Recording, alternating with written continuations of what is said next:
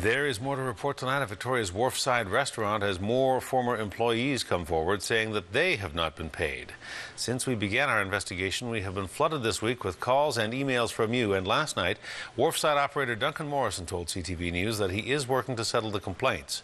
But two former employees he said he had dealt with tell a different story. They tell us they are penniless, and by tomorrow morning they will be homeless as well. CTV's Stephen Andrew continues our investigation.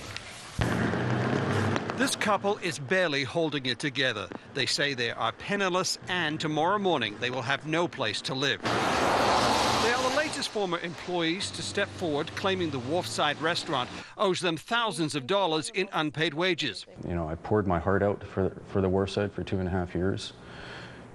And now, because of this scenario, I have nowhere else to turn. Absolutely. Would you like to come with We've been talking to Duncan Morrison, operator of the Wharfside, this week, about allegations the restaurant is not paying some of its former employees' wages, including overtime and vacation pay.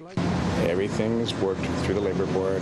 Everything is being resolved. Morrison told CTV News yesterday he had settled outstanding wages with 3 workers. Today, he confirmed Tillie, McDonald and Jon Churma were 2 of those employees. He promised us money for the 17th of March, but he's been promising money since November, so I don't believe that as rectification. It's just him biding his time. But the couple say they do not have a signed agreement. After quitting the Wharfside last October and moving to Whistler, they claim their paychecks bounced, forcing them to return to Victoria with only $50 between them. They say they've been trying to get the money they're owed ever since, staying with friends in the meantime. But by tomorrow, there'll be no more couches to surf. I don't know where to go. You know, a homeless shelter, I really don't want to, but I mean, where else can we go? The couple looked for help, even going to the police to see if they could help collect on the Wharfside's bad checks. And they said they didn't know what they could do, and the best bet was to go to the Labour Board. Victoria Police agree that should be the first step, but today, police are elaborating on that position. So if I can use an example of a case that I worked on this past summer, I had a group of people come in at the same time. I had several people within a week or so making similar complaints about the same person.